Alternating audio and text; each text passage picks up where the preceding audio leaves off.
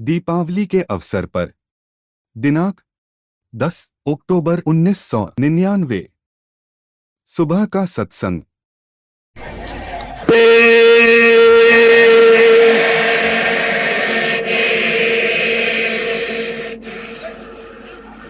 जय गुरुदेव,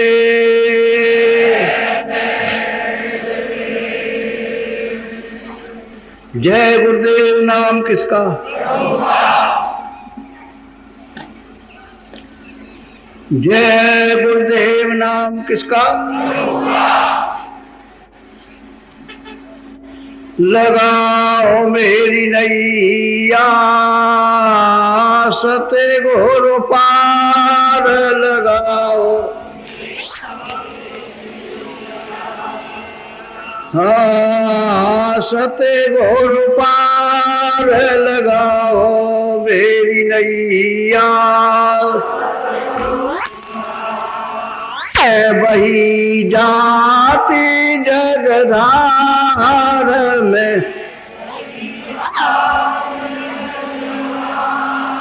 वे लगा दो,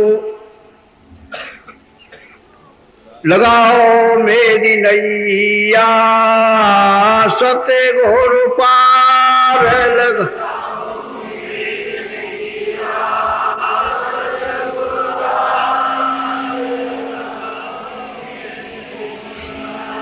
तुम बिन नाही को करियार, तुम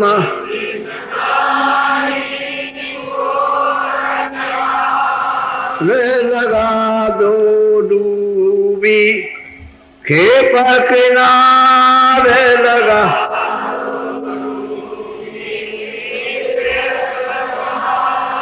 वे लगाओ मेरी नैया सते घोर पार लग।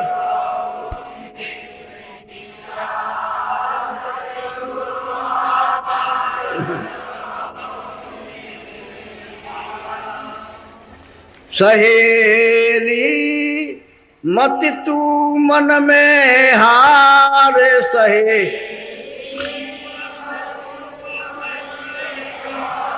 हारे दिखाऊं जग का वार और पार दिखा।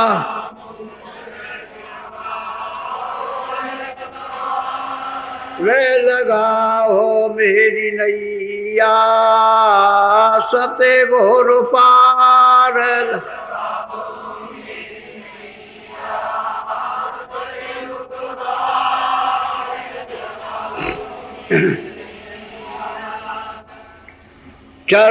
चढ़ाऊं सूरत उलटी धार,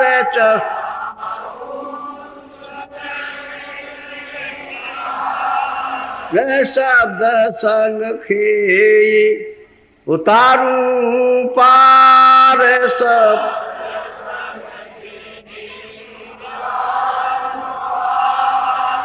लगाओ मेरी नैया सते घोर पार।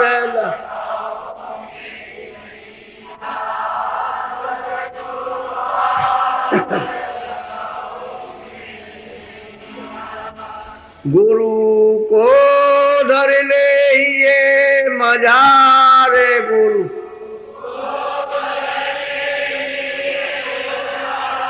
रे गुरु को धर ले ये मजारे।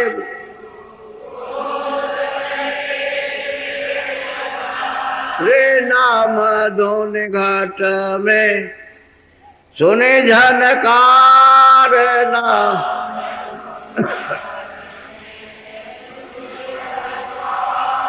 रे लगाओ मेरी नैया सते घोर पार लग।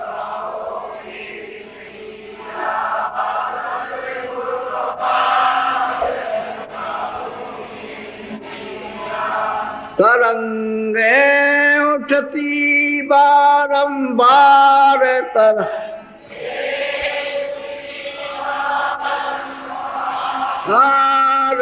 भवर जहाँ पर थे बहुत अपार बब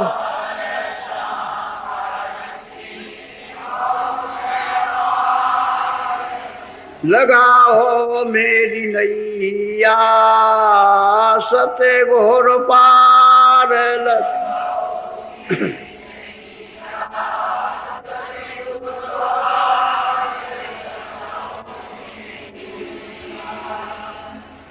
लगाओ मेरी नैया सत्य घोर पार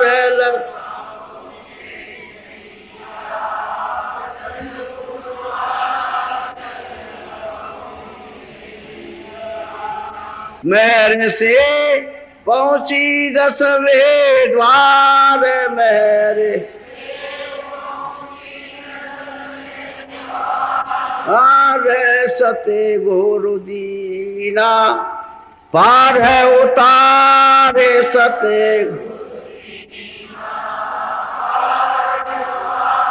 रे लगाओ मेरी नैया सते घोर पार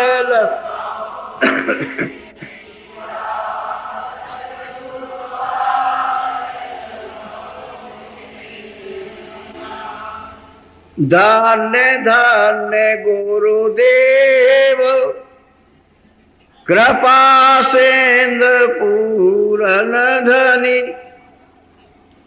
नेत करूं तुम सेव अचल भक्ति मोहि देव प्रभु दीन अधीन अनाथ हाथ गा तुम आन कर अब राखो नित साथ दीन दयाल कृपा निधे जय। भी प्रार्थना याद होनी चाहिए। समय मिले तो प्रार्थना करके, प्रार्थना से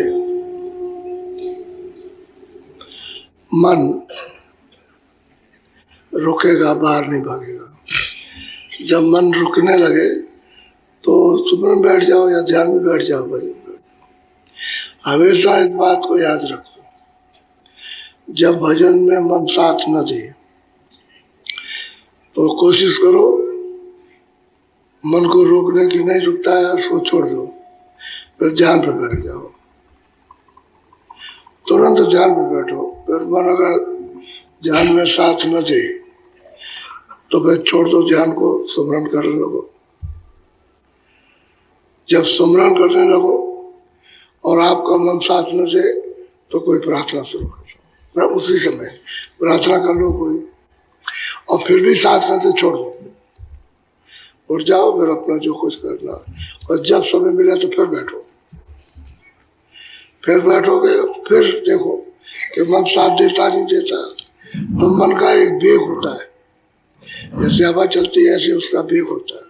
तो जब वो अपने वेग में बहता है तो फिर साथ नहीं देगा, तो उठ जाओ। फिर उसके बाद दूसरे टाइम पर जब भी समय मिले तो भजन में बैठ के देखो, लगता है तो ठीक है, लग जाओ। फिर ध्यान में देखो, ध्यान में लगता जो सुलभ पड़े उस समय वो पहले करो। क्योंकि कभी ऐसा होता है कभी ध्यान में लगेगा और कभी भजन में लग जाएगा, ध्यान में उखड़ जाएगा। अब मन का वेग है, कभी सुनने में लग जाएगा, कभी देखने में लगेगा। तो उसको पहले कर लो आप कि भाई चलो ठीक है, जिसमें लगे उसको पहले लगाओ। इसकी आदत तो बदल जाए मन की। मन की आदत बदल दी और मन आपका साथ दे दिया। ये सब जो कोशिश हो रही है साधना की खाली मन की हो रही है। मन अगर साथ दे दे तो बहुत जल्दी काम हो जाए। तो इसकी धुलाई भी हो जाए, सफाई अंतःकरण की। और ये भी जाग जाए और तुरंत सो रही है वो तो इसके शिकंजे में कब्जे में है तो वो भी जाग जाएगी। दोनों को काम हो जाएगा। लेकिन तरीका आपको बताता हूँ कि साधन करते हैं तो कहते हैं हमारा मन नहीं लगता, ऐसा आके कहते हैं। तो भाई इसमें लगाओ, सुमरन में लगाओ, तो या ध्यान में लगाओ, नहीं तो प्रार्थना करो। कोई ग्रह की प्रार्थना याद हो उसको करो, उस वक्त ना हो खड़े हो जाओ, मत करो उस समय, छोड़ दो। तो जब भी मौका मिलेगा तब करना, क्योंकि उस वक्त वो चाट हो गया। अब ये मन भगा तो उसमें साथ ये समय सुबह से शाम तक कितने बार भगता और कितने बार रुक जाएगा। तो कभी कभी रुकता भी है, तो उसी समय अपना काम कर लो, सीधा सीधा है। कल आपको बताया था, जब से बच्चा माँ के पेट में आया और छोटा रहा क्या तकलीफें उठाई, घर में तो तकलीफ हुई और बचपन में क्या दुख क्या पीड़ा, फिर किशोर अवस्था है उसमें क्या मारपीट और किस तरह से रोता है, फिर जवानी आ गई तो कैसे मन तरंग में बहता है, तो वो क्या चाहता है। अब ये सब आपको कल एक तरकीब से बताया। और बुढ़ापा आया तो बुढ़ापे में अब कोई साथ नहीं देता। तो बात असली ये है कि यहाँ तो कोई अपना है नहीं है। आशा करते हैं बच्चा बड़ा हो जाए, कमाएगा, हमारी मतलब है कि सेवा करेगा। बस ये माँ बाप की रहती है इच्छा कि बड़ा हो जाए कुछ कमा के दे। अब उसमें भी स्वार्थ है। अरे बड़ा कर दिया तो ठीक है, आपका कर्तव्य पूरा हो गया, उससे कहो कि भाई आप अपना कमाओ खाओ जाकर के। आप उसके अगर वो सेवा करता है तो सेवा करने दो, झगड़ा करोगे तो घर में द्वंद्व हो जाएगा। तो वो भी अवस्था सबकी दुख में गई, माँ की भी गई, घर में स्त्री परेशान, वो भी परेशान, बुढ़ापा आ गया, कोई साथ नहीं देगा। तो अब क्या करें सर? तो वो चारों अवस्थाएं निकल गई। अब मरने के दिन सामने खड़े हैं। तो इसी को मौत को हमेशा याद करना चाहिए कि कभी भी किसी समय भी सांसों की पूंजी हो, मौत सामने, मृत्यु सामने खड़ी है। मृत्यु को याद करोगे तो ये सब चीजें परख में निरख में आएगी। सब इसको जानो पहचानो के है क्या। और मृत्यु याद नहीं रहती तो आप भूल जाओगे, आप तो इसमें फंस जाओगे आप।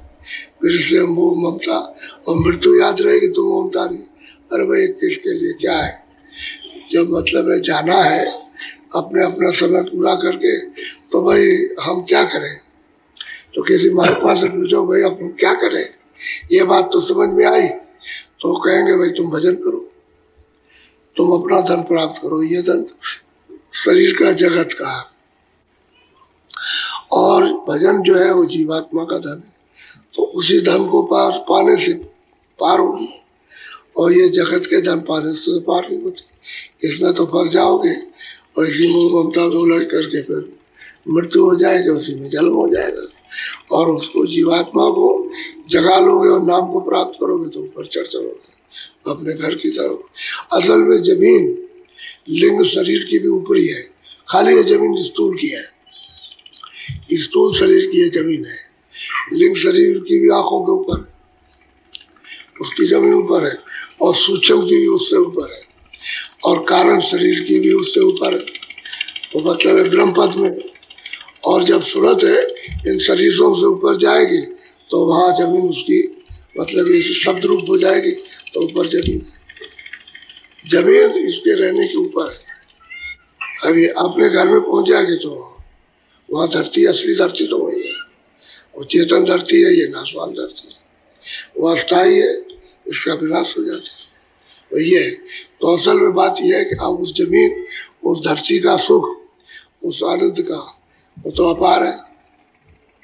इसलिए महात्माओं ने आकर के बताया, समझाया। तो पहला महीना आषाढ़ का ये थोड़ा सा संकेत में आपको समझा दिया। वैसे पीड़ा तो और भी बात की। अब आया दूसरा महीना सावन का। तो सावन के महीने में, वो कैसा महीना सावन का, तो अपने को तो समझ में आता नहीं है कि वही महीना सावन का कैसा। अब आया सावन का महीना, बरसात हो रही और जमीन हरी भरी हो जाएगी, और खेती में पानी इसको मिलेगा तो अच्छी खेती होगी। लोग ये कहते हैं भाई सावन का महीना आया, हमने धान लगा दिया तो चावल अच्छा होगा, आया बाजरा अच्छा होगा, बो दिया। असली बात ये सावन नहीं है, ये तो भौतिक सांसारिक है, मतलब ये शरीर का सावन है, लेकिन आत्मा का, जीवात्मा का जरा आप सुने, बोलो।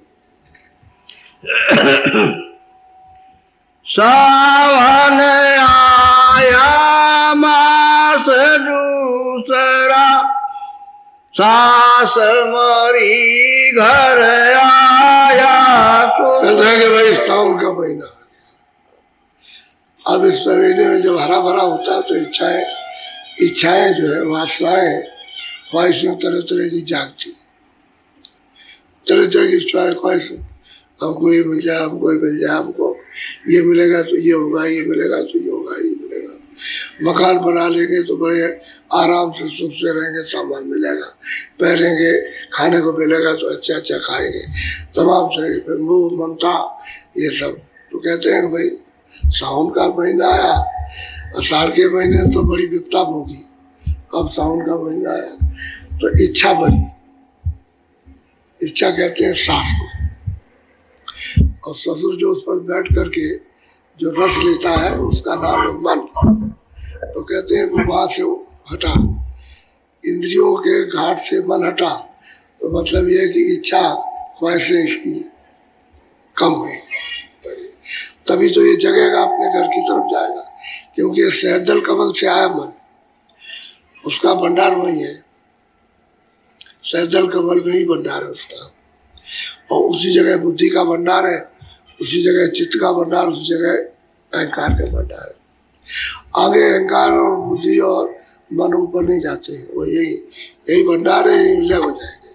तो जब अपना इसको आनंद है उस चेतनता के तत्व का मिल जाएगा तो ये बिल्कुल चुप, कहते हैं इधर से मर जाएगा, इंद्रियों के द्वारों से बिल्कुल एकदम खत्म, आरुचि हो जाएगी, इसको कुछ वो भोगना नहीं चाहेगा। तो वो तो कहते हैं कि ये इच्छा मरी और ये निकला यहाँ से, तो अपने घर में पहुंचे रह जाएगा। अब इस साथ अगर दे दे सूरत का आंखों के पीछे बैठ के तो बहुत जल्दी काम हो जाए, लेकिन ये घाट नहीं छोड़ता इंद्रियों का, और सूरत के घाट पर नहीं आता, इसलिए इच्छाएं इंद्रियों की बढ़ती रहती है, और उन डालियों पर, उस पर, कमल पर बैठ करके रस लेता तरह तरह का, तो चलो ये ले लो, चलो ये देख लो, ये खा लो, ये सुन लो, और ये मतलब ये है कि ऐसा लो, ये रस लेता। तो कहते हैं कि भाई इच्छा मरी, हटी, इंद्रियां उधर से हटी, और मन इंद्रियों के घाट से हटा, और उस सूरत का उसने साफ दिया। अब सावन का महीना आएगा तभी तो हरा भरा खुशहाली तो तब होगी, नहीं तो सावन के महीने में तमाम लोग रोते हैं, उधर जाएगा तो उधर कोई रोएगा नहीं, सब खुशहाल हो जाएगा। बोलो। काली घटा श्याम मन हुआ, श्याम कांज में ये और जो सूरत में कमाई की वो कहते हैं बिल्कुल काली घटा है, यानी आंख बंद कीजिए कुछ नहीं दिखाई देता, एकदम काले काले, कुछ रे घोर अंधकार है। तो कहते हैं कि भाई दृष्टि रुकी तो काला, कहते हैं कि उसमें निशान मिला, उसी काली घटा में काला ही निशान मिलेगा। कहते हैं मन उसमें जग गया, दृष्टि उसमें ठहर गई,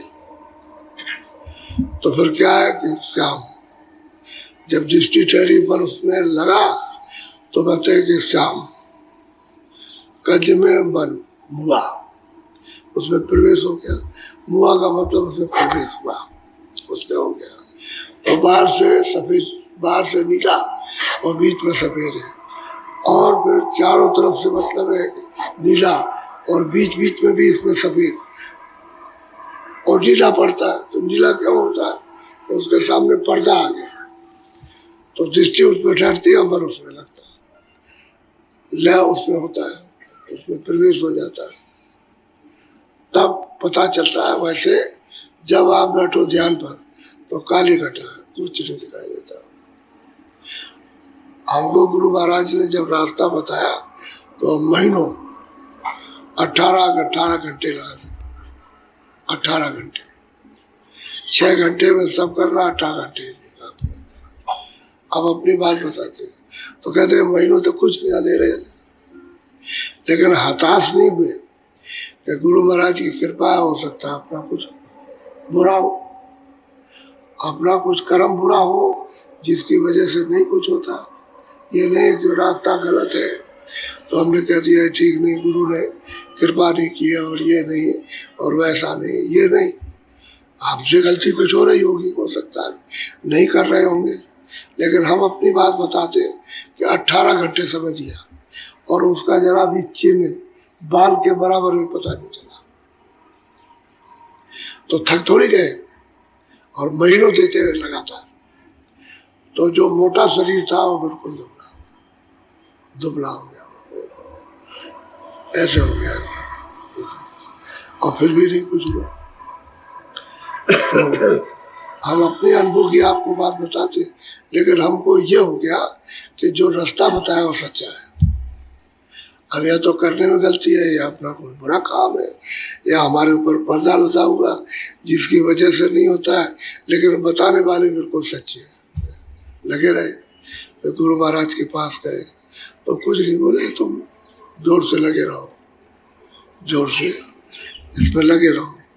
अब उन्होंने देखा कि पहले तो लोग कहते थे भाई इतना मोटा आया कि मतलब ये है कि ये क्या भजन कर सकता है, इतना मोटा इतना तंदुरुस्त भजन क्या करेगा।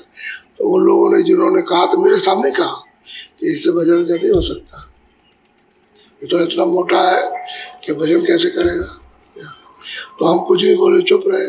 तो जब यहाँ से दुबले पतले होकर के गए तो वो लोग कहते हैं देखने वाले, हाँ भजन कर लेगा, एक ही महीने के अंदर भजन कर लेगा और एक ही में भजन नहीं कर सकता। कोई आदमी कहते हैं भजन नहीं कर सकता ये। तो स्वामी जी ने ये कहा, अरे भाई कोई किसी को क्या जानता है कि कौन क्या है, तुम क्यों बोलते हो।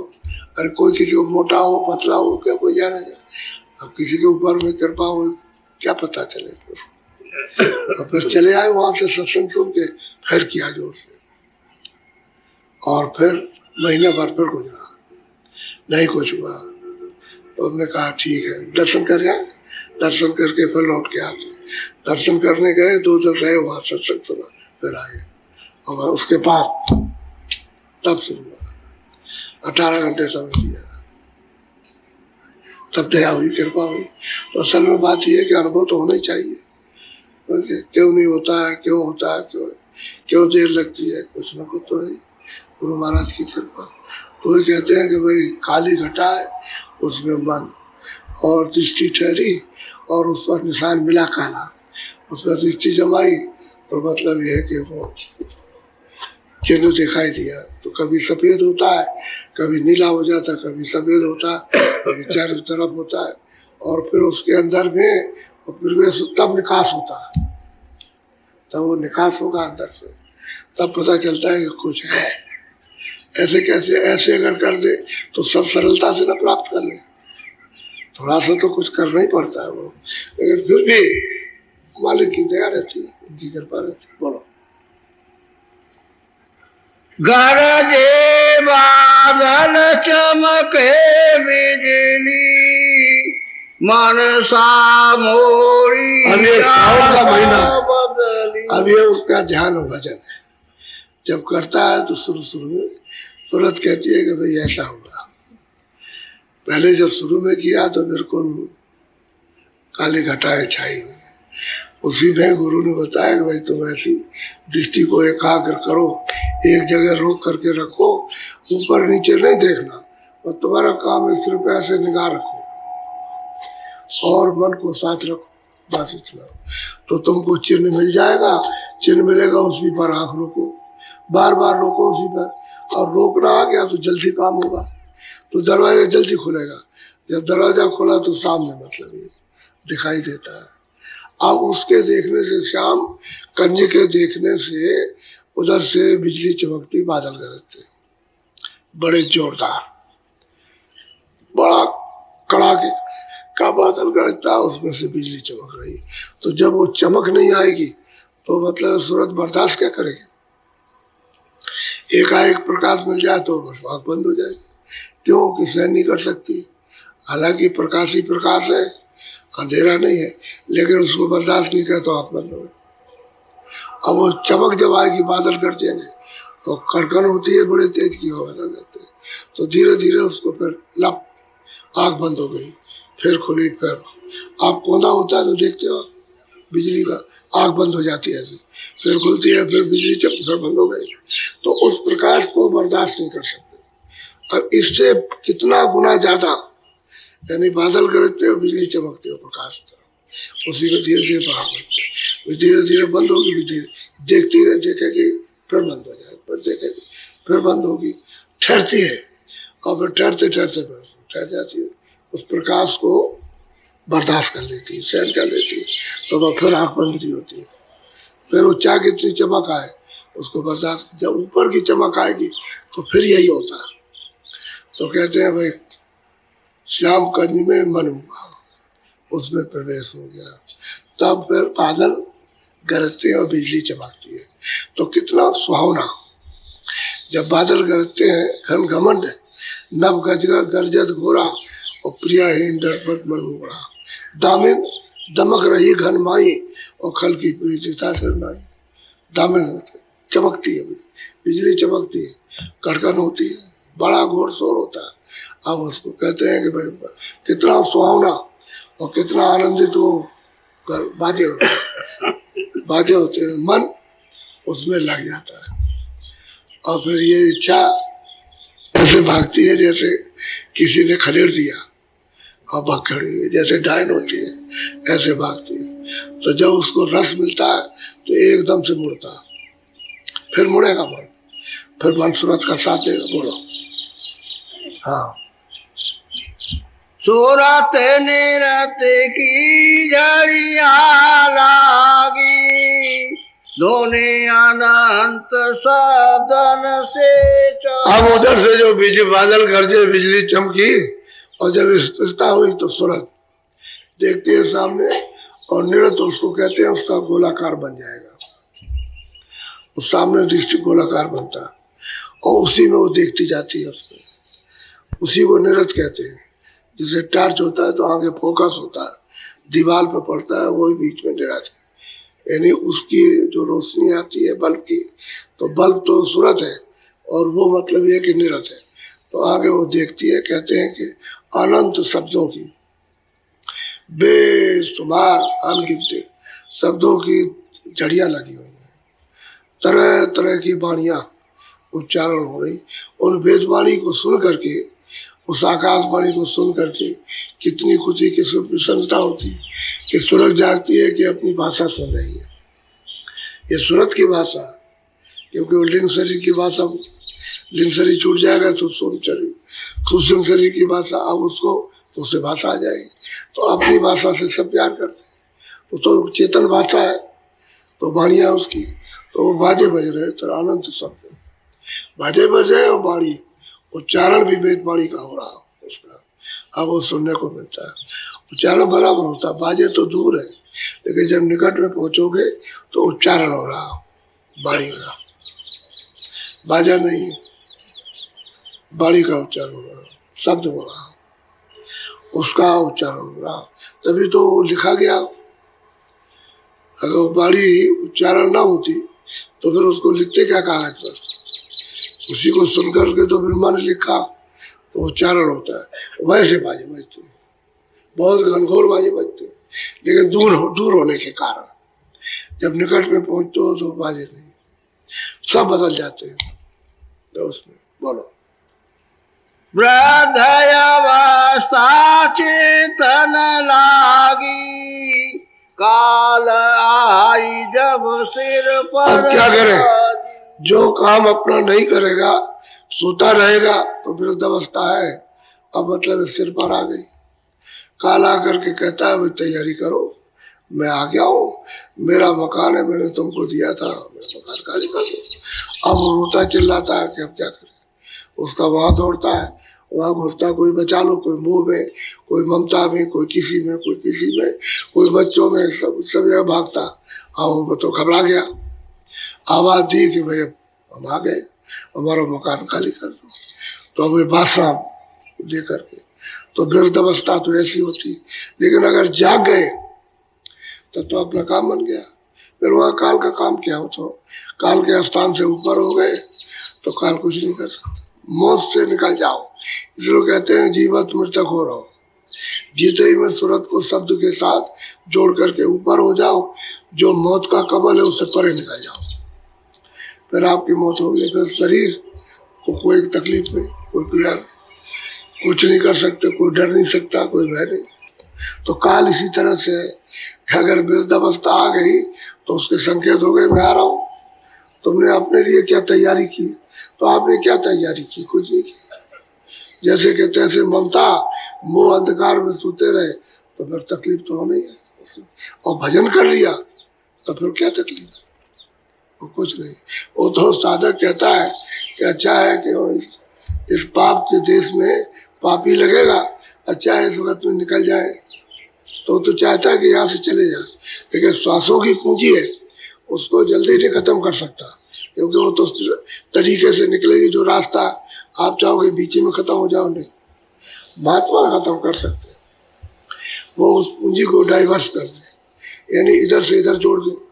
किसी को अगर देना चाहे तो आपकी पूंजी इसके साथ जोड़ दे, वो मरने वाला हो जोड़ दे, तुम्हारी कम हो जाएगी। लेकिन ऐसा नहीं करते।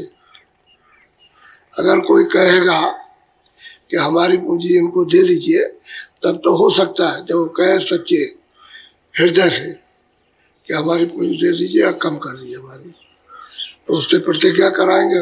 लेकिन कौन होगा, साधक, जो साधन करता। संसारी लोगों का नहीं करते ऐसा, ये काम उनका नहीं है, जानते हैं लेकिन इधर से इधर बोल दिया, वो कर सकते। वैसे श्वासों की पूंजी और कोई कुछ नहीं कर सकता। वैसे तो श्वासों की पूंजी निकालना उसको, और जब समय आएगा पूरा हो जाएगा तो तैयार रहता है कि कब खत्म हो श्वासों की पूंजी और चले यहाँ से। या क्या करेंगे, है क्या, या कौन अपना, कोई नहीं। सही बात है, कोई अपना नहीं, कोई सामान अपना नहीं है, यहाँ से जाना है। अब वृद्ध अवस्था की तो दशा ये, और चेतन अवस्था की ये है कि निकल गए। अब वहाँ आनंद लेने लगे, वहां से शुरू हो गया आनंद, कि ऊपर में गए और आनंद ले गए, अनंतों धोने। अब जिसको अनंतों धोने मिले उसको सब खजाना मिले जा रहा, खजाना मिलेगा तो स्वप्नों का, रूहों का खजाना है। अब ये है कि नहीं कुछ किया तो वृद्ध अवस्था आने वाली, आ रही से बोलो। जमपुर से अब सती गुरु राखे, बहुत जीव मौत क्या करें, अगर कहीं संत मिल गए तो उन्होंने जीवों को बचा लिया, नहीं मिले तो सब जीव जो है मौत डरता। क्या करें, सतगुरु बचाएंगे तो नरक से बचाएंगे, नरकों से, और बाकी जीव कोई बच नहीं सकता, बाकी सब उसके घेरे में, और किसी वक्त लेकर चला जाएगा। मनुष्य शरीर नहीं मिलेगा, मनुष्य शरीर तो बहुत उच्च कोट के जब पुण्य होंगे और कोई पाप नहीं होगा तो मनुष्य मिलेगा, वैसे नहीं मिल सकता। अगर पाप को जलाना है तो शब्द को प्रकट करो, शब्द की कमाई करो, पाप सब जल जाएगा, कुछ भी पाप यहाँ नहीं रहेगा। शब्द एक ऐसी चीज है, और शब्द में प्रकाश है, तो उसकी शब्द की कमाई करो और सफाई हो जाएगी, प्रकाश अपने आप आ जाएगा। क्योंकि शब्द आया तो प्रकाश को आने, उसी में से तो निकलना। और नहीं अगर किया तो फिर ये कि इसकी सफाई कौन करे, तो सब जीव बेचारे जो है घबरा रहे हैं, अब क्या करें, कौन सा उपाय करें। वक्त निकल गया, अब वृद्धाई अवस्था आ गई, उसमें कुछ कर नहीं सकते। सही बात है, हम पहले लोगों को जब ये रास्ता बताते थे, लोगों से कहते थे हमें कुछ कर लो, कुछ करो, कोई भजन करो। पीछे से कहोगे आकर के कि हमने बहुत गलती की है, और मतलब जब हमको समय दिया गया था और हमारे पास समय था तब तो हमने कुछ किया नहीं, और आपकी बात ध्यान में नहीं दी, और अब बुढ़े हो गए तो आके कहते हैं अब क्या करें। चलो मतलब ये सत्संग में तो पड़े, तो दया से समान होगी। वो बात जो जीवों की होती है वो तो नहीं होनी, लेकिन फिर भी है कि तुमने बड़ी भूल कर दी, इतनी मेहनत की तुम्हारे साथ में, तुम जगह नहीं। तो अब ये है कि उस समय पर कौन बचाएगा काम, कोई बच्चा, कोई धन, कोई दौलत, ये तो कोई काम आने वाला नहीं। अच्छा, धन भी उसको और बच्चे भी उसको मतलब ये खराब लगते हैं, जैसे लगते हैं जैसे बिच्छू का डंक है, ऐसे लगते हैं। अब वो कोई चीज अच्छी लगने वाली है ही नहीं, ऐसी अवस्था हो जाती है। और वो उनको आप बिच्छू लगते हैं कि ये चला जाता जल्दी से तो अच्छा था, सब कंटा कट जाता, नहीं तो चिल्लाएगा और लोग कहेंगे भाई इसका लड़का था और ये था, इसने सेवा वेवा कुछ नहीं की तो ये चिल्ला रहा। तो कभी कभी तो लड़के ऐसा करते हैं कि बाप को अंदर वाले कमरे में ले जाते और चुपचाप वहां उसको लिटा देते, तो वही रोता रहो, 12 बाज नहीं जाती, नहीं 12 बाज जाएंगे तो हमारी बदनामी होगी। बड़ी बुरी दशा होती है वृद्धावस्था में, बहुत बुरा हाल होता है, क्योंकि जिनको मालूम उन्हीं को मालूम। तो कहते हैं भाई सतगुरु तो बचा सकते हैं, बाकी और कोई बचा नहीं सकता। जब किसी के साथ रहने वाले सीधे नरक को गए तो आपने तो बच्चा किसी नहीं देखा, आपने ना उनका उपदेश सुना।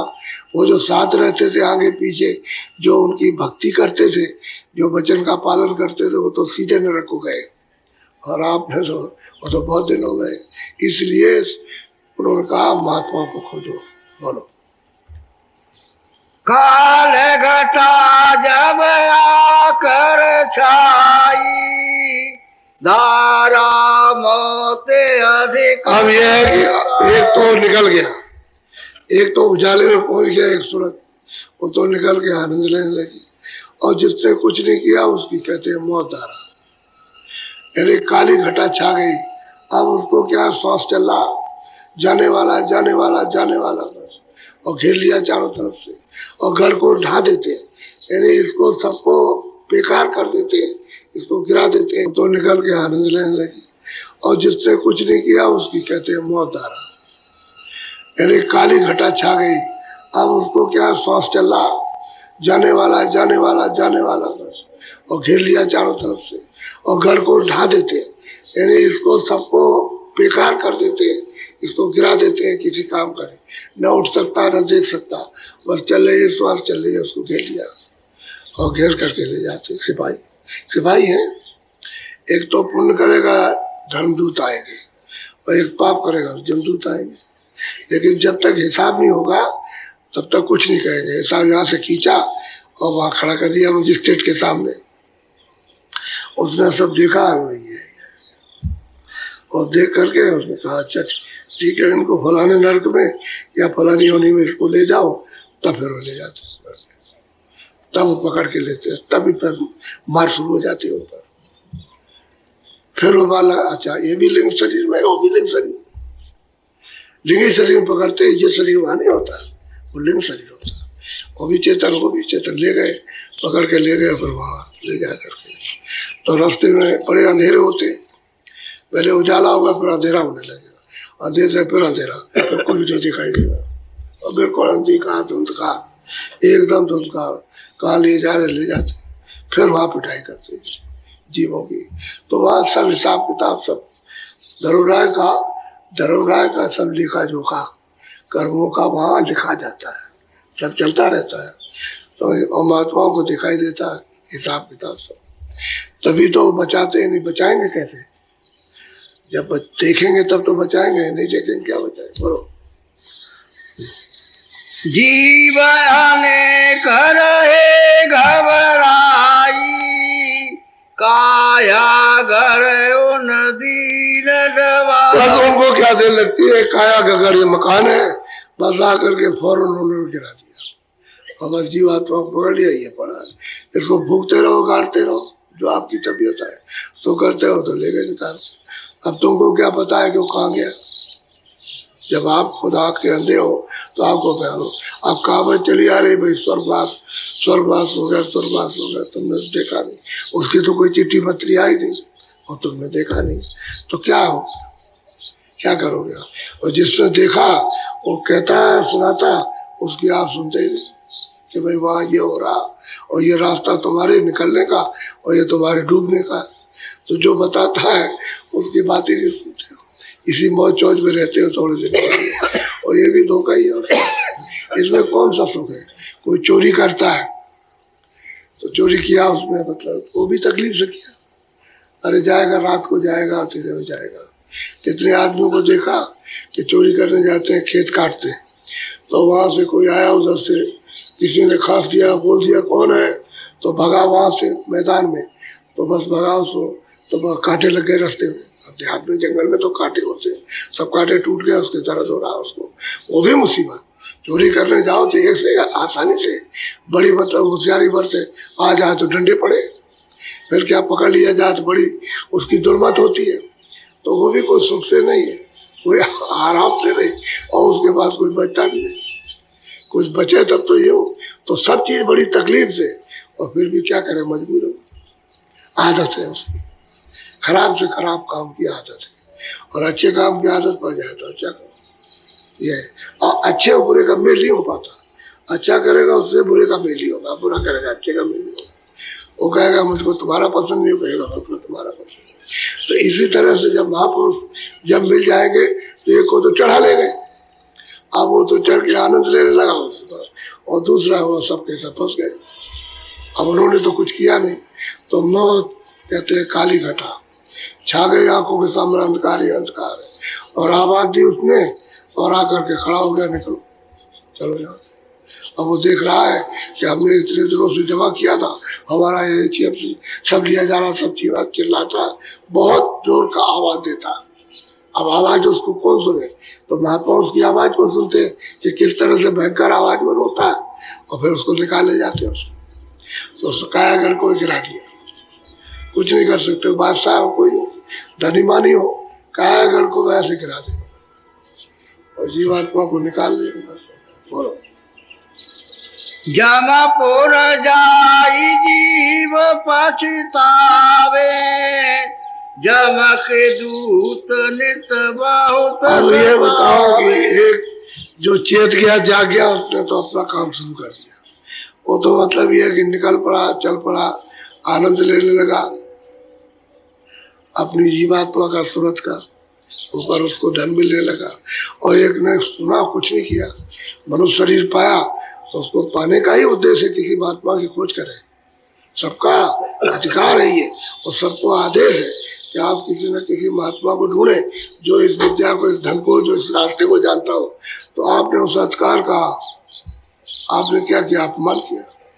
जो आदेश मिला था उसका पालन नहीं किया। तो अब क्या करें बेचारे। अब यह है कि जम के दूत जब जमपुरी में ले गए तो अब वहां चिल्लाता है, अब रोता है और पछताता है कि मैं कुछ कर लेता तो आज मेरी ये दुर्गति होती। और जम के दूत वो सिपाही है, मतलब ये कि वो काले कलूटे भयंकर, उनकी शकल देखते ही जो देखता है वो खून का पानी हो जाता है। यानी ऐसे आप देखो, फिर काट करके अपने आप जब सूरत जब जाएगी, काट दो तब नहीं, तब तो खून निकलेगा, लेकिन जब मृत्यु का समय आएगा तब आप काट के देखिए सब पानी है, खून नहीं निकलेगा। तो क्या होता है कि उनकी शकल देख करके वो खून होता है, वो फट जाता है, फट करके और पानी की शकल हो जाता है। जैसे मतलब ये है कि उसमें जैसे दूध होता है तो फट जाता है, एक दही होता है तो फटता नहीं, लेकिन दूध फट जाएगा, और फिर यह है कि उसके दूसरी शक्ल बदल जाएगी। ऐसे ही उनकी शक्ल देख करके बस एकदम से इतना भय, इतना खौफ कि पहाड़ क्या चीज, समुद्र क्या, इतना खौफ होता है, बस सब फट जाता। फिर उसको काटिए, कुछ नहीं निकलेगा शरीर को। तो ये होता है इतना। तो जब दूध ले जाते, अब वो जाएगा कहाँ, पकड़ लिया उसको, लिया शरीर में, और इसी शरीर को वहां जा करके बंद कर देते, इसीलिए यात्रा देते हैं और बहुत तरह तरह से पल पल सताते हैं। अब वहाँ एक क्षण भी मौका नहीं मिलता। अब महात्माओं ने जब देखा कि जीवों की मतलब ये है कि ये क्या गति हो रही है, इनके कहाँ कहाँ जाते हैं, तो सबका पता लगाया, मृतलोक का भी पता लगाया, स्वर्ग का भी, और ईश्वर के लोक का भी, और ब्रह्म लोक का, सबका पता लगाया, और पता लगा कि जीवों को क्या क्या होता है।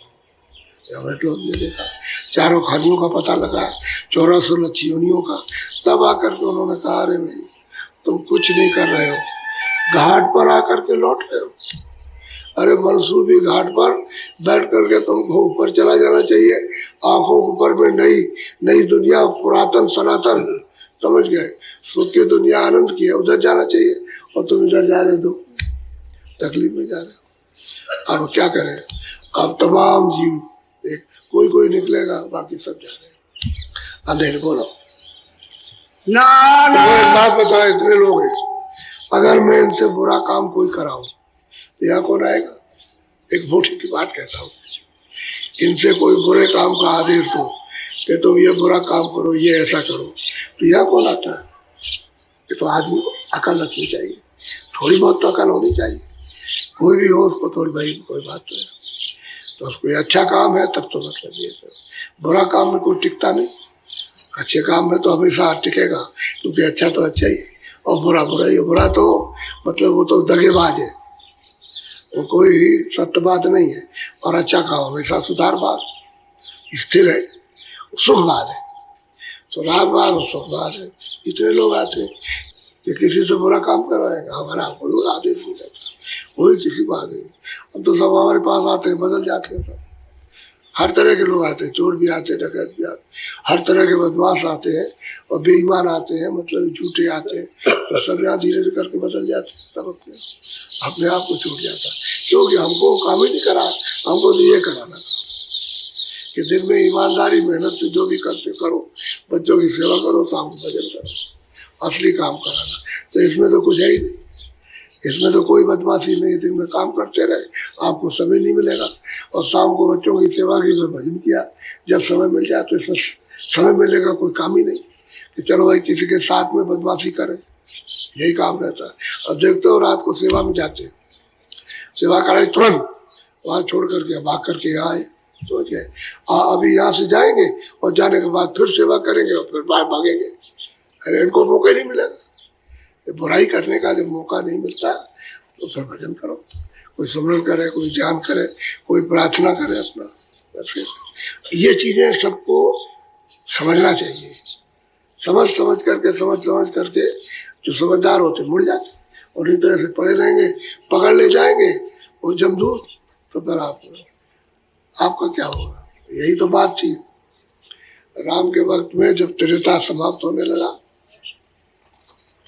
तो पहले आए धर्मदूत, होशियार हो जाओ, मैं तो तुमको बताया करके जा रहा हूँ कि तुम तैयारी करो, जाने वाले हो। तो तुरंत कह के गायब हो, वो तो गायब हो गए। अब इनको घबराहट हुई, तो उनका भाई कौन आया था? तो इधर कौन आया था? हमने तो नहीं देखा। पहरेदारों से पूछा कि हमने नहीं देखा, कौन आया था? भैया हमारे कमरे में अभी खड़ा था, वो कह करके गया। तो मतलब अच्छा तुम लोग सिपाही भाई को नहीं रहोगे, हम लक्ष्मण को करते। तो अपने भाई लक्ष्मण को दरवाजे में कर दिया, तो फिर अब आए उनको लेने के लिए, तो कहा उन्होंने, राम ने कहा कि देखो कोई आ ना सके, सबके लिए बना, कोई आ नहीं अंदर आएगा, सबको बना कर दिया। अब दरवाजे पर आए, कह लगे नहीं अंदर नहीं जा सकते हो। कहा हम क्यों नहीं जा सकते अंदर? हम जा सकते, हम तो सब जगह जा सकते हैं, हमको कोई नहीं। तो उसने अपना जो रूप दिखाया, तो लक्ष्मण तो उधर गिरे, देख करके उधर गिरे जा करके, तब तक वो अंदर घुस गए। अंदर घुस गया तो घुस करके तब तक उन्होंने उसकी तरफ तो देखा नहीं, लक्ष्मण के ऊपर टूट पड़े, कह लगे मैंने तुमको आदेश दिया था यहाँ कोई ना आ सके। अब वो बेचारा करे क्या? उसको शकल ऐसी गिराई, उधर गिरे, पट से गिरे और सामने आकर के मतलब भगे। ये भगे तो फिर कहा कि बस तुम्हारा मुंह नहीं देखना चाहते। तो लक्ष्मण भगे, भग करके वहां सरजू जी में जाकर के एकदम से गिरे वो पानी में और डूब गए, मर गए। तब तक किसी ने कहा कि भाई लक्ष्मण तो डूब कर गए, मतलब यह है कि मर गए। तब तक राम दौड़े एकदम से सीधे, और कि किधर गए, कहाँ गिरे, कहाँ कूदे, तो वो भी एकदम से कूद पड़े, वो भी उसी में मर गए। तब तक दोनों भाइयों ने, भरत और शत्रुघ्न, उन्होंने सुना कि भाई तो मतलब ये है कि पानी में दौड़ करके कूद गए, मर गए, तो ये भी मर गए, तो ये भी उसी में कूद गए, मर गए। तो मृत्यु तो इस तरह से हुई है, वैसे ही ले जाना था, इसी तरह से ले जाना था। अभी देखिए क्या लीला होती है, कोई आदमी क्या समझ सकता हमारे लिए कौन सा समय कैसा आएगा? बस शकल दिखाई, बात हो सकता। बोलो। नाना कष्ट दे पल पल में, फिर फांसी डाले गल गल। कहता है कि भाई नाना प्रकार की भांत भांत की यातनाएं वो जमदूत सिपाही देते हैं, और फिर उसके बाद में गले में रस्सी डाल के यानी किस तरह से खींचते हैं, तो हाय हाय चिल्लाता है, करता है, रोता है। यानी जो वहाँ दुर्दशा करते हैं वो सही बात है कि वो कहने में नहीं आती। तो ये समझ लीजिए कि क्या हाल होता है उसका। यानी जल्लाद भी ऐसा काम नहीं करेगा जैसा वहाँ होता है। समझिए, जल्लाद तो बहुत करेगा, मार देगा और फिर उसकी खाल रोकेगा। अरे वहाँ बहुत बुरा हाल होता है। कहते हैं कि पल पल यात्रा देते हैं, फिर गले में फांसी डाल के खींचते हैं और फिर किस तरह से उसको मारते हैं और फिर जिंदा करते हैं, फिर मार सूरत को नहीं छोड़ेंगे, उस शरीर को मतलब उसको उसी में पकड़े रहते, यात्रा देते। बोलो, कोमिनार कमाई दे गोते जीव साहे दुख। अब ये महापुरुषों ने देखा ना होता तो क्या वर्णन करते। जब वहां देखा कि चलो भाई देखें जीवों की क्या हालत होती है, तो वहां देखा कुंभी नरक, सड़ने वाले नरक है जहाँ बदबू है उसमें उसको डुबा देते। और जब कभी मतलब है ऊपर लगा जूतियां, और जूतियां ये नहीं रहती कटीली जूतियां, वो ऐसे कांटेदार रहती है, नीचे डूबे रहो नीचे इसी नरक में। तो बताओ कितनी बुरी यातना। कि मतलब ये है कि नाक में नरक, असम में नरक, उसी में सड़ रहा, उसी में गल रहा, चिल्ला रहा, कौन निकाले। आप बचा लोगे वहां जाकर, बहुत बुरी दशा होती। इसलिए तो मैं कहता हूँ अरे भैया शाकाहारी रहो, बड़ी बुरी हालत होती है, बहुत बुरा। शाकाहारी रहो, अच्छे काम करो, कुछ मतलब नहीं तो समय निकला जा रहा अच्छे काम का। न अच्छा काम शरीर से कर सकोगे, न उस मालिक का भजन कर सकोगे, न जीवात्मा के ऊपर का भार उतार सकोगे। तो कुछ तो कम से कम समझ के कर लो, थोड़ा बहुत भी रत्ती भर भी करो, लेकिन कुछ ना कुछ करो। तो कोई सुनता ही नहीं। अब ये रंग रोगन जो इस वक्त भौतिक बात का छाया हुआ, उसमें बुद्धि पर छा गया, इंद्रियों में छा गया, उस भोगों में रस ढूंढ रहे, उसमें क्या मिलेगा, क्या मिला। अगर किसी को कुछ मिल गया होता, हम तो जब से देख रहे हैं सोशल जिंदगी को, सोशल कहते हैं, सोशल जिंदगी है इसको, खाने पीने को और भोगने को सोशल जिंदगी, सामाजिक जिंदगी।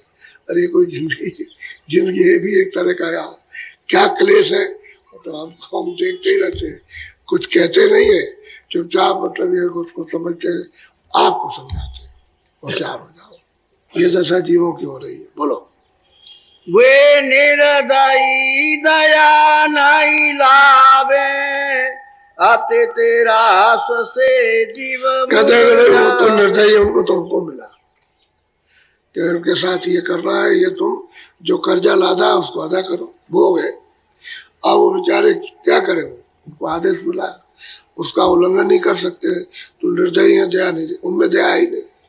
और उनकी त्रास से, उनकी मार से, उनकी यात्राओं से जीव मर जाते हैं और कोई रास्ता नहीं बचने का। पूरी मतलब ये कितने नाम के नरक हैं, पूरा भोगने के बाद तब तो कितने करोड़ वर्ष लग जाएंगे उसमें, तब जीव निकल के फिर 84 में डालेंगे, चारों खानों में, फिर 84 लच्छी चूनियों में, उसमें बंद करेंगे या आगे यात्रा देंगे, तो कितना समय निकल जाएगा। तो जीव को तो फिर ये अवसर मनुष्य शरीर का मिलता ही नहीं है, ये नहीं मिलेगा। जो आज तुम सोच रहे हो अपनी अल्पा ज्ञान बुद्धि से कि मिल जाएगा, ये मिलने वाला नहीं है। बोलो, आगे ने खाम्ब से फिर लिपटावे हाई हाई कर तब चिल्ला। वो कहते हैं अग्नि खम्भ से, ऐसे खम्भ है कि आपका सारा संसार नहीं इतना बड़ा, इतना एक खम्भ है, लाख मील की तो लग गया, उस पर इनको छेद लेते हैं, उसी में मतलब ये है कि त्रिशूल नुकीले रहते हैं, उसमें बेचते हैं और बेच कर ऐसे जलाते हैं, लाखों मील ऐसे लग गया उसकी जैसे पास, ऐसे करके जलाते हैं। अब क्या करें जी, उसमें जलते हैं और चारों तरफ से जलाए जाते हैं, एक तरफ से नहीं, चिल्लाते हैं। और जिसको आप जलाओगे तो ये तो दुर्गत होगी, अब दूसरों को जलाओगे तो यही हाल होगा जो आपको। तो आज चिल्लाते, लाखों मील तक आवाज जाती है उनकी, और कोई भी सुनने वाला नहीं। और वो कहते हैं कि जमदूतों को कोई दया नहीं हो, तो निर्दयी है सब, उनको तो हुक्म धर्मराज का मिल गया कि इनको ले जाओ, ये यात्राएं दो, तो ले जाते यात्रा देते। और आप यहाँ 4 दिन की जिंदगी में मतलब ये तो 3 जिंदगी में तो कुछ नहीं मिलता है, वो जवानी की तरफ वो बह गए और उसको समझते नहीं हो, कोई समय निकल गया बस। ये दशा होती है। बोलो। मारे मारे 24 से होई, पति गति अपनी सब विधि को। भाई अब क्या करें, चारों तरफ से मारी मार चिल्लाते, मारो मारो। अब क्यों ऐसा है कि भाई आपको कोई रास्ता बताने वाला कोई मिलता, समृद्ध पुरुष, तो आपकी रक्षा कर लेता, तो वो तो मिला नहीं आप, तो आपको कोई पति तो मिला नहीं। ये दशा क्यों हुई कि महात्मा नहीं मिले, जो मिले भी आपको अंधे मिले। अंधा बहरा मिला तो उससे कुछ होने वाला नहीं। कोई सुजागा जानकार कोई मिल जाता तब तो तुम्हारी ये हालत ना होती। अरे कोई मिला नहीं, आपको बचाया नहीं, आपने रास्ते ही नहीं बदला। आपने जब ऊपर बदल देते रास्ता तो इस घाट से छूट जाते। ये दशा इसलिए हुई, भजन नहीं किया, उसका मतलब है भजन नहीं किया। तुमने अपनी चेतन जीवात्मा से चेतन मालिक का भजन नहीं किया, उससे ये सब दशा तुम्हारी इन कर्मों से हो रही है, जो बाहर के पर्दों को इनमें लगे पड़े हुए उन्हीं की वजह से ये सब चढ़ा हुआ आपके ऊपर, उसका मुजरा किया जा रहा, हिसाब ले रहा। ये सब दे दो यार। बोलो। नरकन में अति त्रास दिखावे, फिर 84 ले। अब नरकों में तो इस तरह से उनको यातना देंगे और फिर ला करके फिर 84 चार खानों में डालेंगे, पशु पंछी की योनि में डालते। मनुष्य शरीर तो बहुत समय बाद रहेगा। अब ये जितनी गऊएं आई हैं और बैल जितने भी आपको दिखाई देते हैं, ये सब इस शरीर छोड़ने के बाद ये सब मनुष्य शरीर में आ जाएगा। इन्हें गऊएं तो स्त्री शरीर में आएंगे तब, और पुरुष आएंगे मनुष्य शरीर में। बैल मनुष्य शरीर में पुरुष में आ जाएगा। ये गाय और बैल की अंतिम योनि 84 के ऊपर की एक ही योनि है, इसके बाद मनुष्य शरीर में जाएगा। अब सबको ये आदेश दिया था कि बैलों से तो आप काम लो और चारा पानी इनको देते रहो, तो आप उनसे काम लेते रहिए। और आपको कहा था कि गऊओं की सेवा करो, इनसे दूध आदि तुम अपना खाते रहो और इनको अपनी मौत मरने दो, बैलों को इनको। तो जब ये अपनी अपनी मौत मरेंगे तो जब मनुष्य शरीर में आएंगे तो स्त्रियां भी बड़ी सब होंगी और पुरुष भी बड़े सब होंगे। ये आपको बताया था महात्माओं ने, जो जानकार थे उन्होंने कहा था। और मान लीजिए कि आपने और बैल की अभी 5 साल और बाकी है और आपने अभी कट्टी खाने में कटवा दिया, दे बेच दिया और उसने ले जा करके वहां काट दिया, तो ये अपराध सब आप पर लगेगा। तो वही जीवात्मा 5 साल तक प्रेत योनि में, चाहे गाय की हो चाहे बैल की हो, प्रेत योनि में रहेगी। और चाहे भैंस हो चाहे भैंसा हो, वो प्रेत योनि में रहेगा। और उसके बाद में गऊ को तो मनुष्य शरीर मिलेगा और बैलों को, बाकी और जीवों को दूसरा शरीर मिल जाएगा। तो जब इसमें आई तो लड़कियां चिड़चिड़ी बचपन से, न माँ का कहना न बाप का, किसी का कह नहीं। और फिर जब शादी विवाह कर दिया तो सास ससुर की कुछ नहीं और अपने पति को कुछ नहीं समझती, 2 कौड़ी का भी नहीं समझती, बहुत चिड़चिड़ी। तो अब पति परेशान। वो तो कहा था कि भाई ये पूछना कि लड़का कैसा स्वभाव का है, लड़की कैसी स्वभाव की है, समझ गया, उसकी आदत क्या है। तो ये तो नाई पता लगाते थे, गांव में कई दिन रहते थे, उसको भेजा जाता था पहले, तो नाई पता लगाता था भाई कैसे लड़का लड़की है। तो दोनों शब्द जब पता लग गया तब लोग संबंध कर। अब तो ये है कि मुसीबत के मारे जल्दी करो, कुछ भी हो कहीं जाए, तो लड़के को लड़की को कहीं टिका दिया। अब ये दशा हो गई। अब किसी का मिल नहीं बैठता, किसी का बैठेगा नहीं बैठ, क्योंकि वो प्रेत योनि की चंचल जीवात्मा भूत योनि की, अब वो कैसे मिल बैठ सकता, दोनों आपस में लड़ेंगे। इसलिए गृहस्थ धर्म का धर्म खत्म, ये घर वो धर्म रही नहीं क्या गृहस्थ, वो सब खत्म। बोलो। गुरु भक्ति बिना यह गति पाई, नर देहि सब बस एक ही बात है कि गुरु भक्ति जब तक महापुरुष नहीं मिले और उनके आदेश आज्ञा का पालन नहीं किया, तब ये गति सबको होगी, कोई बच नहीं सकता, सब जाएगा। और निर्दयी आपकी बात चली, बेकार चली। बात कहते हैं बेकार, आपके काम में नहीं आई, बेकार के कामों में चली गई। और फिर जीवात्मा की कौन बचत करेगा? वो तो भाई रास्ते ही से होगा सब काम, उसके बगैर नहीं हो सकता। इसलिए ये सब चीजें बहुत सोच समझ के। अब लोग जो गाय काटते हैं या बैल काटते हैं, उनकी तो बदिया है, वो तो जाएंगे ही सीधे, उनकी तो दशा, उनकी तो जो होना तो होना। लेकिन आपको बच के रहना चाहिए ना। वो काटते हैं, नहीं नहीं समझते, नहीं समझ पाते। एक कसाई आया, उन्होंने कहा कि महाराज आपकी बात हमको बहुत अच्छी लगी, तो बात अच्छी लगी तो क्या लगे कि हम कुछ सुनना चाहते हैं। हम कसाई हैं, जानवर काटते हैं, लेकिन आपसे हम प्रतिज्ञा करते हैं कि हम जानवर नहीं काटेंगे। भाई बहुत अच्छी बात। फिर हमसे मिला, ये तो तुमने प्रतिज्ञा की है। फिर लौट के आना। अब घर में गया तो सब्जी ले आया, और सब्जी ला करके बेचने लगा और छोड़ दिया। तो घर वाले कहते हैं अरे तो मतलब ये है कि सब्जी बेच कर क्या करेगा? क्या भाई हमको तो एक महात्माओं ने बताया था कि काम ठीक नहीं है, हमारी समझ में आ गया, अब ये हम काम नहीं करेंगे, हम तो सब्जी बेच क्यों जाना। अब उसने ये काम नहीं किया। लेकिन घर वाले उसको कितना पीड़ित करते कि वही काम कर, वही काम कर, वही काम कर, वही कर, लेकिन नहीं करता। अभी तक हमारे पास आते रहे, कहिए कहे, छोड़ दिया सब। उन्होंने ये सब काम छोड़ दिया और छोटा मोटा कोई काम कर लिया। उनको खाने पीने की बरकत उसमें मिल जाती है। अब कोई मिले नहीं बताने वाला, तो उनको क्या पता कि इसका क्या फल होगा, जीव हिंसा का क्या फल होगा, उनको कुछ नहीं मालूम, जानते ही नहीं। कोई बताने वाला मिले, सही बात बताए तो छोड़ दे, क्या बात है। अरे भाई ये कोई अब मनुष्य का भोजन थोड़ी है, भाई तो पशुओं का भोजन है। फोटो सबसे ऊपर लगा रखे उसने। तो हमने कहा, आपने देखो कहीं से लेकर के आया, ऊपर फोटो लगाई है। तो हमने कहा पीछे वाला कोई आएगा समझा देगा उसको। तो पीछे भीड़ आ रही, तो उसने कहा रे तू ये क्या करता है, ये कहीं इसके कट्टी खाने के ऊपर कहीं ये फोटो लगते है। उतार लिया उसको, उतार के उससे कहा ये मत काम करना। कि अच्छा इसी का यही मतलब है? कहा यही मतलब है कि ये काम मत करना। तो पीछे वाले ने फोटो उतारी और उसको समझाया। जब समझा क्या किया होगा वो तो बाद में होगा उसको, लेकिन ये है कि उसको ठोकर तो लग गई। ऐसे ही समझ में कोई बात आ जाती है, खराब से खराब, खराब से खराब बात। और किसी वक्त किसी समय में आती है जब उसका कुछ पुण्य का जब चक्कर चलता है प्रारब्ध का, तो उस समय पर समझ लेगा। अगर उसी में समझ गया तो निकल गया, तो हट जाएगा।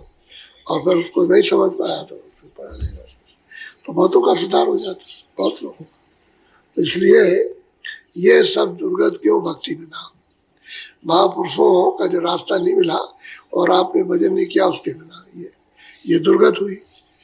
ये कुगत होगी, सबकी सबकी होगी, कोई बचने बचने वाला नहीं है इसमें, बहुत बुरी हालत होगी। तो इसलिए नरदेव को क्यों बर्बाद करते हो? जो समय 5 मिनट 10 मिनट आधा घंटा जो भी समय मिले इसमें दो, और बाकी तो काम करते ही हो। कोई आपको नंगा करके कोई भेद थोड़ी रहा कि चले जाओ भीख मांगो जा करके। अपने घर में रहो, उसी में सब मिलेगा। मालिक देने वाला उसके 1000 हाथ, तुमको उस पर विश्वास नहीं, 1000 हाथ है उसके, और किसी हाथ से भी 1000 लाखों हाथ है, कैसे भी दया कर सकता है।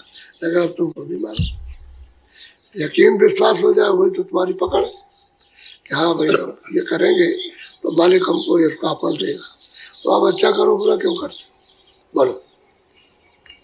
जो जो भजन भक्ति से चूके, तिनके मुख जम पल पल। अब जो भजन कोई भी हो, जो भजन भक्त हिंदू मुसलमान सिख ईसाई जो चूकेगा वो सच्ची रूहानी इबादत से, उसके मुंह में वो जमदूत फरिश्ते कहते हैं कि इतना बदबू उनके थूक में, इतनी बदबू है कि आपका मेला पड़ा रहे, महीनों पड़ा रहे, उसको सराहते रहो, इसमें कुछ बदबू नहीं, इतने उनके थूक में बदबू है। तो थूकते हैं मुंह में, पेशाब करते हैं, या कहते हैं क्यों ऐसा कि भजन नहीं किया। ये दुर्गा शक्ति। बोलो। ऐसी को गति होगी सबकी, जो नहीं धारे सत्य। इस मनुष्य शरीर में जो अमोलक है उसमें आपने सतगुरु को प्राप्त करके और भजन नहीं किया तो ये कुगत होगी सबकी, एक तरफ से हिंदू मुसलमान, कोई छोटा बड़ा हो, किसी जात का, उससे क्या मतलब, सबकी ये दशा होगा। ये सबके साथ ये हाल होगा, ये नरकों में जाकर बचाने वाला कोई नहीं। तो इसीलिए कहा महात्माओं ने कि भाई किसी की खोज करो, तलाश करो। अब आप तलाश करते रहोगे तो सब गुण सदगुण आ जाएंगे। ढूंढते ढूंढते ढूंढते ढूंढते ढूंढते सुनते सुनते सुनते सुनते उसी लक्ष्य पर पहुंच जाओगे जहाँ चीज आपको मिली। खोजो तो कुछ तो कुछ हो, ऐसे रहते। तो ये तो मैंने आपको बताया भजन करते। एक तो सूरत ये थी कि वो भजन करने लगी तो उसको अनंत उद्वेद वाणियां और धुनें सुनाई देने के ऊपर चढ़ गई, और एक ये है कि जिसको रास्ता नहीं मिला उसकी दशा ये हो गई। दोनों बातें हैं। जो भजन नहीं करेगा उसकी दशा ये तो आपको कम बताया, इससे बहुत ज्यादा। और जो भजन करेगा वो अति सुख, अति आनंद, अति ज्ञान मिलेगा, अति शक्ति मिलेगी। तो भजन कर लो, क्योंकि निर्दयी बात क्यों करते हो, विकारों में क्यों कमाते हो। अरे भाई जीवात्मा के जगाने में इसको लगा दो तो उसको अपना धन मिल जाए, तो सर्वदा के लिए बेचारी छुटकारा पा जाए यहाँ से, न जल में न मरे। क्यों जाए 84, जब तुम्हारा जल मरण नहीं होगा ऊपर निकल जाओ, ऊपर चले जाओ। तो ले जाने वाला वही है बाप, जो रास्ता बताएगा वो ले चलेगा। आपका काम क्या है कि भाई जो कहते बैठो दरवाजे पर जरा भजन करो, तो आपको भजन दरवाजे पर बैठना, इतना काम तो तुम्हारा, तो भाई इतना काम तुम करो कि दरवाजे पर बैठो इधर, और फिर उसके बाद वो काम शुरू करेगा। और दरवाजे घूम के नहीं आओगे तो दरवाजे पर तो वही बैठा, वो अपना काम दरवाजे पर करता, दरवाजे छोड़ के नहीं करेगा।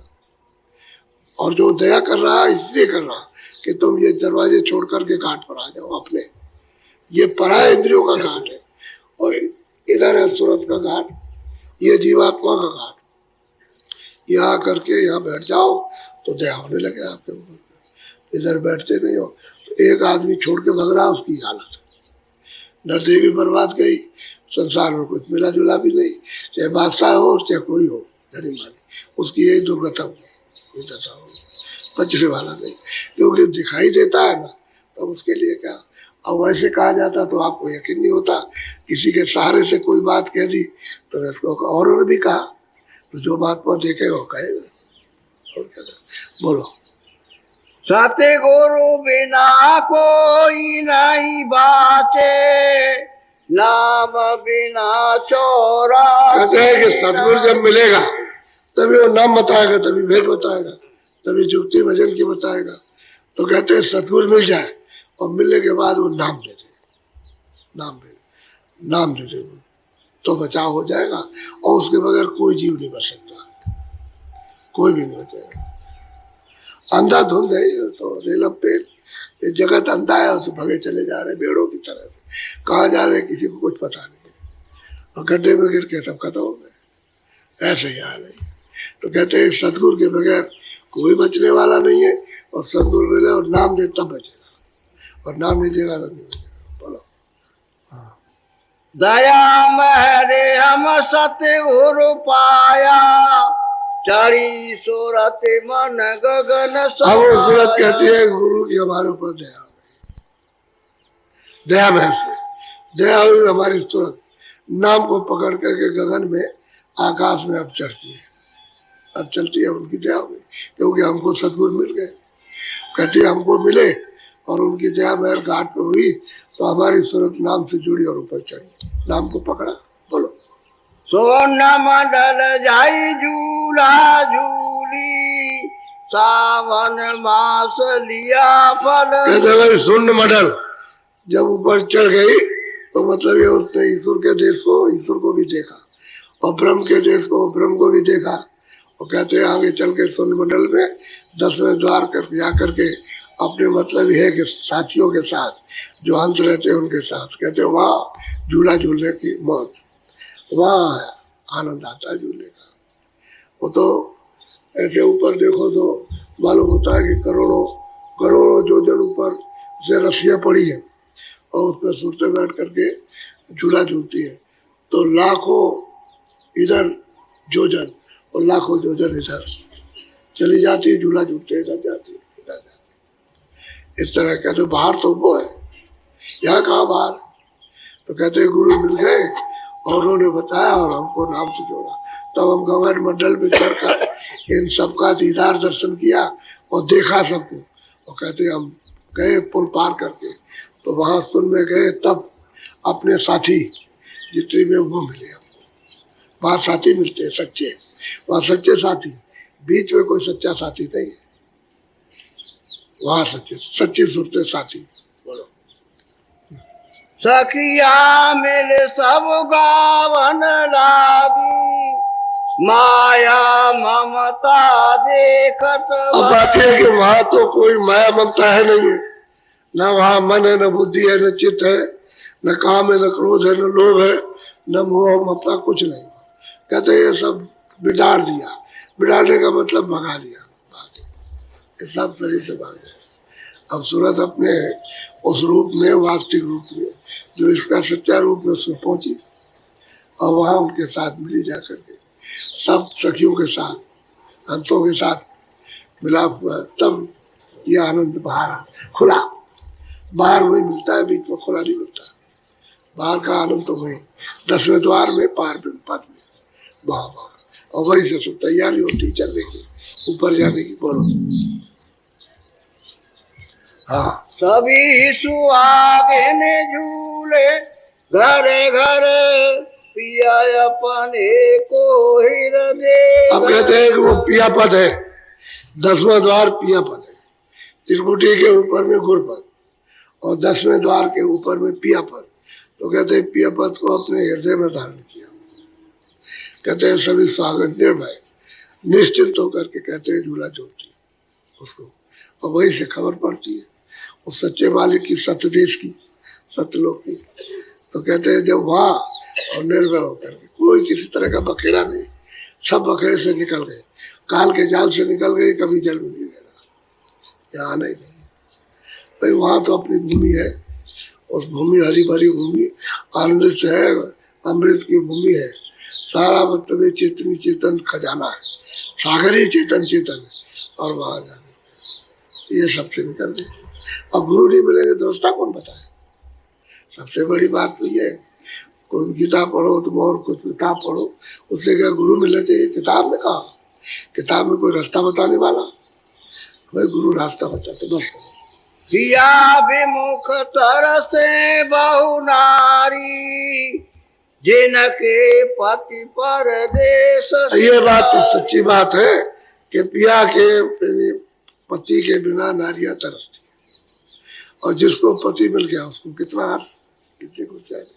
अब किसी का पति परदेश में रहता हो और किसी का पति घर में रहता हो, तो बगल में उसका तो पति रहता है, उसका परदेश में, उसको तो बेचारी तरसती कि हमने पति का मुंह नहीं देखा, बहुत दिनों से नहीं आया, और उसके पति घर में रहते हैं, खुश होती, प्रसन्न होती।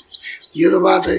तो जिसको मालिक मिल गया कितना खुश, और बाकी ये सब जीवात्माएं उसके लिए तरसती रहती है, कब ये सुख बनेगा, कब मिलेगा।